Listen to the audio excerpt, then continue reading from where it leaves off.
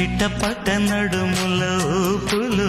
ఒక ఇరుసున్న వరసలు కలవగా ముసిరిన కసి కసి వయసులో ఒక యదన సపదని సకలవుగా కాదంటూనే కలబడు అది లేదంటూనే ముడిపడు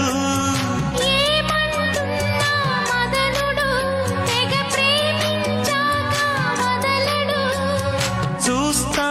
సొగసు కోస్తా